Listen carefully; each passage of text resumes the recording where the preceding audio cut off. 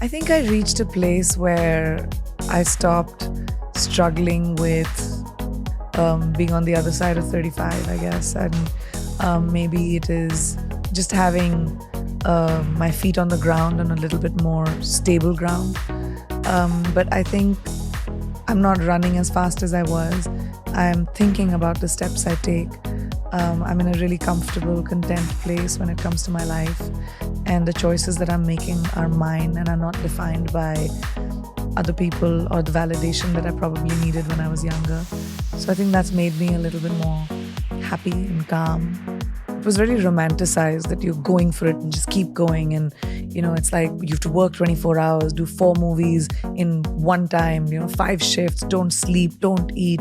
And the more a person does that, the more successful you will be. But as I have seen and lived more life, I've realized having a work-life balance is really important. So when you talk about a beach, I was in Turks and Caicos just recently. My phones were off, me and my husband, just by ourselves. We spent time, we walked on the beach, we collected shells. And then I came back feeling rejuvenated, feeling excited and really motivated to take my career forward. So this romanticization of work has to be tough and work has to be rough, and it's not. Work can be your companion. Work can be creative. Work can be something that gives you joy.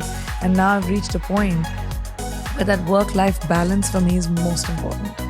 I will work on the 6 verticals that I'm working on, my business, my production, my book, my acting, whatever. But when I switch off, I'm with my family, I'm at home, I watch movies, I do whatever I want to do.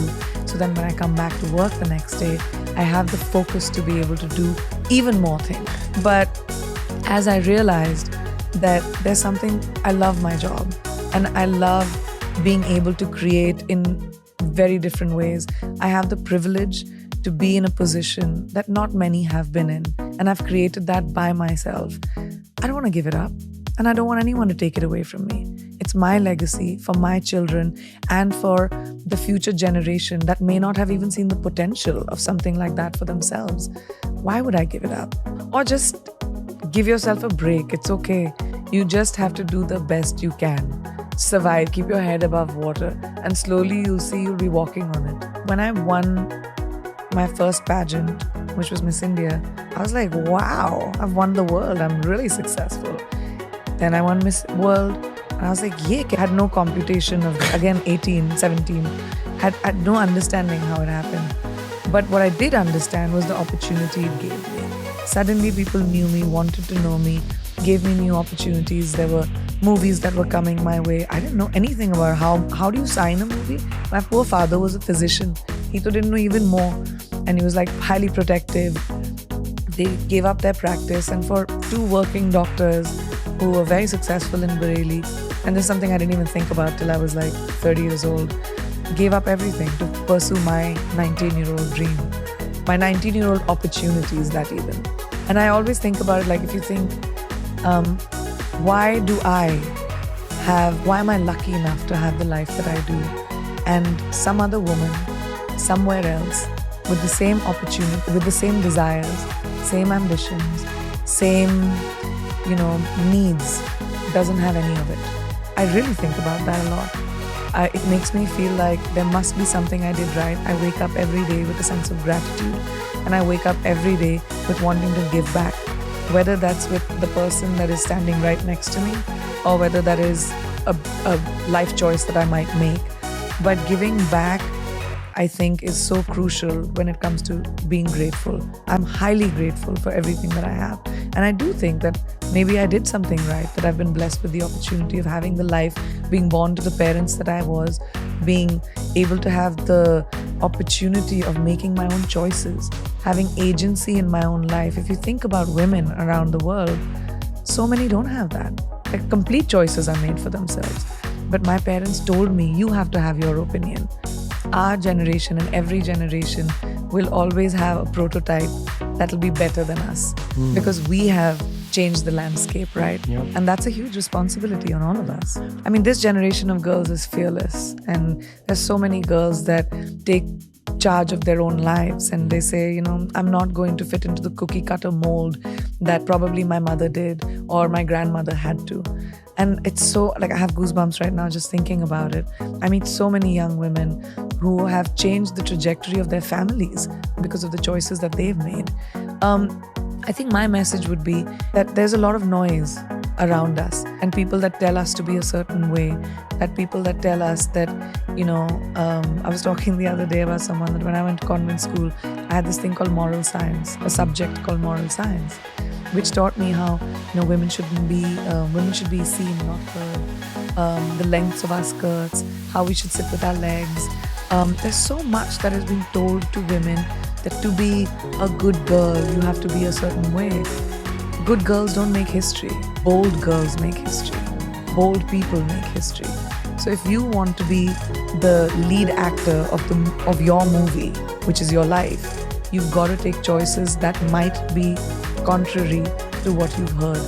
And that empowerment may or may not come from your parents, may or may not come from your family or boyfriend or whoever you're around. It comes from you. And that no one can do, I, again, was lucky maybe because my parents gave me that. But I try to remind young girls specifically that if you don't have that, encouragement in your home, try to find it in your gut, because no one's going to fix your life but you. Try to find inspiration from people that inspire you. I have been inspired every day by collaborators that I work with. The reason I take new steps is because I see someone else doing something new and I'm like, wow, yaar, ye kitna acha idea hai. But I don't just sit with that. I think about meri zindagi mein wo naya idea kya hai? What can I do that'll make me feel how I feel about this person? It's about that feeling.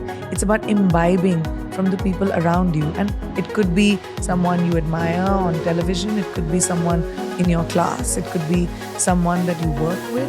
But when you see something that you admire about someone, imbibe it. Plan for the future, but I don't think about how far I can go. I mean, who knows what my future holds for me. But what I can think about is my present. And like I said, I like to imbibe from people that I know. This came from an idea. So ideas are what was really interesting to me. And then being able to work with people who can help me execute ideas is what really started the entrepreneur journey in me. First, I started with investments, and Anomaly is my first brand that I founded myself. I remember I've done so many small roles in big movies in Hollywood. But that's what it took for me when I started here too. A lot of people used to say to me, oh, she's left doing Bollywood movies to do small roles in Hollywood. It started with every new actor starts there. You have to start with from the beginning. That was so hard. I had to swallow the humility pill, and I was willing to do that hard work. And then 10 years later, I finally got my leading role in a movie. I finally got the same remuneration as a man, which I never did in Bollywood. I have never got the same check as my male co-actor, even if my part is the same, even if I've held the movie as much as I can. The tears that it took when you move to a new country with no friends, no family, working with people that don't know you and don't know what you are able to achieve. When I first started doing Quantico, my co-actors did not understand the hoopla around me. They were like, who is this person? Like, why are you, the lead of that was the first time I got a lead role in a television series. And they just couldn't understand why. And it required me to just, be humble and say, I'm okay, this is a new environment. It's easy to go fishing from your boat, but when you have to go deep sea diving, it's a completely different thing. Yeah. So you have to learn according to your environment. So no, it wasn't easy. It was very hard. It took a lot of sweat, tears, and blood from me to finally be able to reach where I have reached. So when you say, I don't want to pass off the work that it took to get there and the time and the commitment that it took to get there. Maybe I'll cry one night or the other when an opportunity was taken away from me, but I don't sit in the shit. Sit in the shit and then you'll start smelling of it. And then you don't even know you're smelling of it because you've got so used to it. So then you just become dark and negative and you'll never move forward. You have to shut off the noise. There are many people that will want to pull you down, but don't focus on that. Focus on the one person that believes in you. Focus on the light, little sliver of light that you might see, a little bit of inspiration that you might see. And that's the hardest thing to do because you're bogged down by baggage. You're bogged down by shackles of people holding you down. So you have to really push forward. And that's just individual. Do you have that inside of you to fight that fight for yourself? Or are you going to wait for somebody else to do it? I really do believe in destiny. I believe I'm someone who has a lot of faith. I pray a lot. And? It starts with thank you. It starts with thank you for my health, thank you for my life, thank you for my family, thank you for my lifestyle, thank you for my ability to be a nice human being, to be a grateful person. For me, what has always worked is having the small next dream, the next step.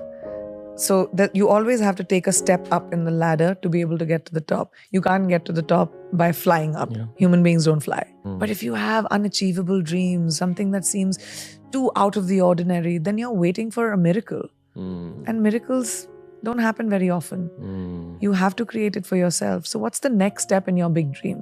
So if you want to buy a car, say for example, you have to figure out how much it's for. So अगर 100 रुपए की कोई चीज़ खरीदनी है आपको, तो वो 100 रुपए आपको बनाने पड़ेंगे. So you have to work backwards from your goal. So if my goal is one thing, I'll work backwards. And what is the first step in that goal? I'll take that. Then the next step in that goal, and slowly you'll buy your car. Who am I right now at this age is what's important. What is my best opportunity at 18, at 25, at 35, at 60? Who is it that you want to be? Maybe this is also something I realize when I'm older, but I tell young people this all the time. Do not hang around with poisonous people. Do not keep people around you that are toxic, that mess with your brain. Keep people around you that are genuinely happy for you. Only people that are genuinely happy for you. And if that's 2 people, you're a rich person.